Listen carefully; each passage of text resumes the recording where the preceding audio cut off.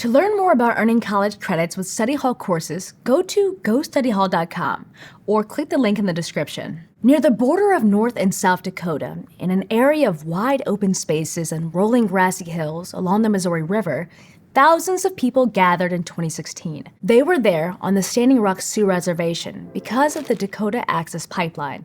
The planned oil pipeline would cross 4 states, carrying 570,000 barrels of oil below the Missouri River each day.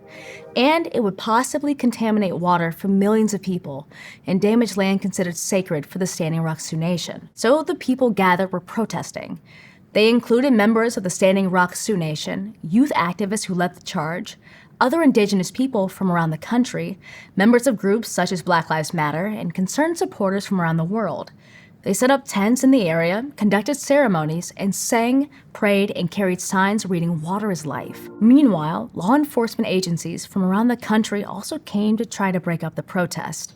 They used physical force, tear gas, rubber bullets, concussion grenades, mace, and water cannons against unarmed protesters, and arrested many in attendance. And still, the people stayed, even as snow fell on their tents and temperatures dropped below freezing. But water pollution has been a problem around the country for decades. Native American sovereignty has been under attack for centuries. So what forces were at play this time to bring national attention to North Dakota and this centuries-old problem? In other words, why do they do it? Well, that's one of psychology's favorite questions, so we have a few ideas about that. Hi, I'm Deja Fitzgerald, and this is Study Hall, Intro to Psychology.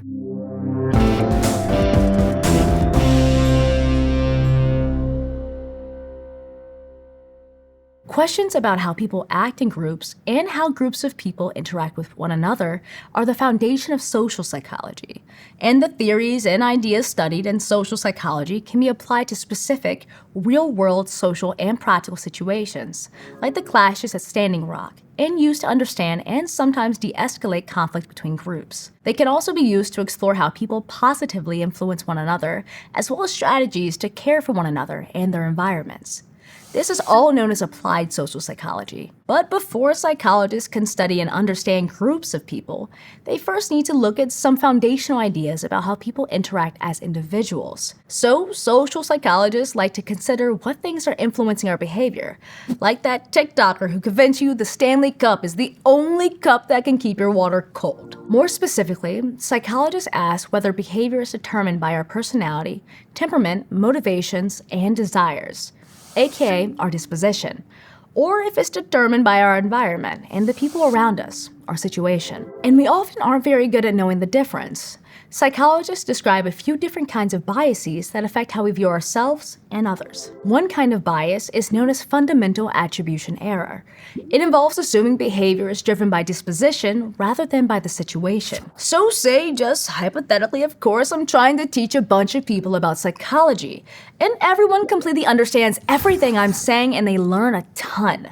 I might assume it's because my students are motivated and hardworking. It's because of their disposition. But in reality, maybe everyone magically has all the support they need to be able to take the course and complete their work. And they have fast, uninterrupted internet access, so they don't miss any information. That's the situation. Another bias we can experience is the actor-observer bias. This is where people can recognize the situation when thinking about themselves, but think more about disposition when it comes to other people. So, say I'm trying to teach a bunch of people psychology, and someone else, let's call her Sabrina, is trying to teach a bunch of people programming, and everyone completely understands everything we're saying and they learn a lot. I might say that in my case, it's because of the situation. I was provided with great lesson scripts and an excellent production team to film my lessons and make them easy for students to access. But I might say that in Sabrina's case, it was because Sabrina is a really great teacher. Then there's a self-serving bias, where we see positive results as being because of our inner traits, and negative results as being because of outside factors. So when Sabrina's students learn a lot, maybe she thinks it's because she's a great teacher. If nobody learns anything, it's probably because people's internet sucked and they had to work long hours and were too tired to learn. These biases aren't inherently bad, but they do affect our attitudes or our feelings about people, places, and things. So even if we're not always entirely aware of how we're affected by our disposition and our situation, social psychologists do know that these things are important for influencing how we view ourselves and others. And our biases can help explain our attitudes towards events and issues, like those surrounding the Standing Rock protests. And that helps explain how we form and contribute to groups. So back to looking at how all this played out at Standing Rock. Like I said, there were a lot of people there, so let's get a handle on the players. First, there's the Standing Rock Sioux tribe in North Dakota, the ones most directly impacted by the planned oil pipeline in that area, and the ones most heavily involved in protesting against it. Then there are other groups like other indigenous peoples from around the country, social justice organizations, and environmental interest groups. Together, these overlapping groups all form the larger group of on-site protesters. And these groups all followed social norms. These are attitudes and standards of behaviors that are common to members of a group and become expected throughout the group, even if they're not necessarily common in society as a whole.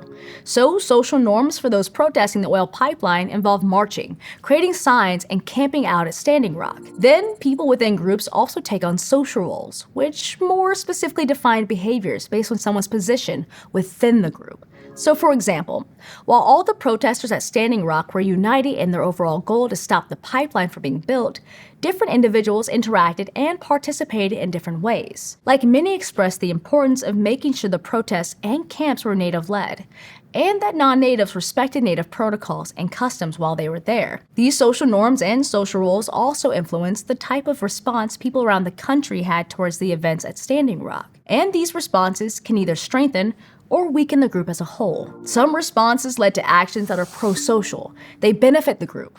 For example, many people came from far away to support those at Standing Rock.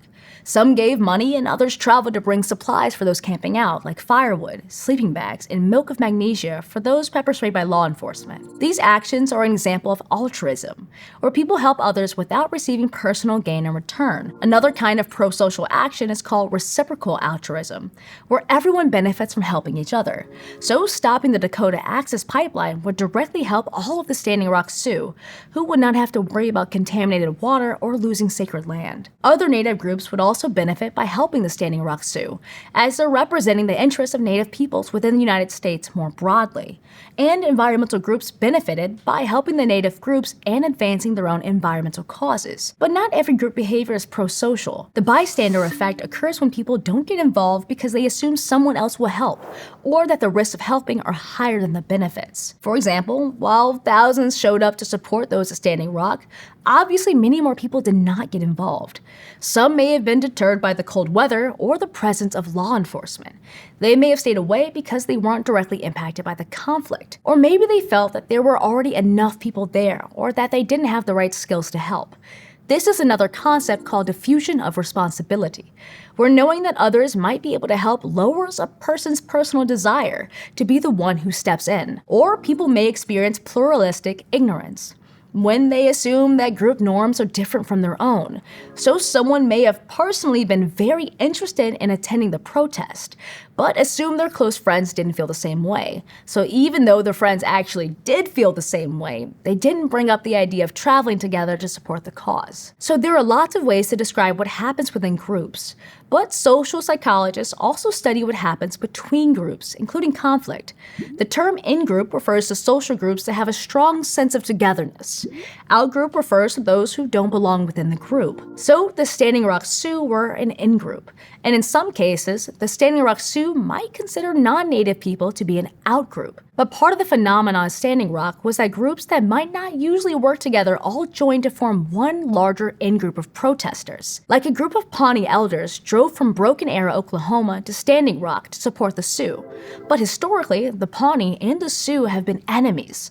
One member of the Pawnee group said that even though the two groups had signed a peace treaty 150 years earlier, he still sometimes saw hostility between the groups. When an us versus them mentality exists, competition and hostility can form between groups. This can often be based on prejudice and discrimination, or attitudes and behaviors directed towards others based on their membership in that group. And social psychologists have a few theories on how these attitudes develop. One theory, called realistic group conflict theory, says that intergroup conflict can come from competition for scarce resources. For example, Part of the historic conflict between the Sioux and Pawnee peoples was based on disputed territory and access to hunting. Another theory is social cognitive theory, which says that people learn prejudice and hatred the way they learn their other beliefs and behaviors. This explains in part why conflict can still arise between the Pawnee and Sioux 150 years after they signed a peace agreement. The conflict between these groups was so long-standing that it just became part of what it meant to belong to these groups. But according to social psychology, there are ways to break down these barriers too. The contact hypothesis theory suggests that actually spending time with people outside your in-groups can reduce prejudice on both sides if the conditions are right. And while this theory has limitations, some studies show that working cooperatively with people outside your in-groups seems to lower prejudice, compared to those who only interact with people in their in-groups. At Standing Rock, working together for a common cause brought together many people from different groups, including the Sioux and Pawnee. Despite the protests at Standing Rock, construction of the pipeline moved forward and was completed in June 2017. However, the Standing Rock Sioux filed a lawsuit, and a federal judge ruled that the builders of the pipeline would have to redo their study on the environmental impact of the pipeline. The pipeline continued to operate during the review, and as of 2023, the issue had not been fully resolved. Still, there's incredible power in group dynamics, and those forces can tell us a lot about the people, events, and institutions we encounter in our daily lives. Basically, why things are the way they are, and how we can work together to support or change them. If you're enjoying Study Hall Intro to Psychology and are interested in taking an online course and earning college credit, go to gostudyhall.com or click on this button to learn more. Thanks for watching. See you next time.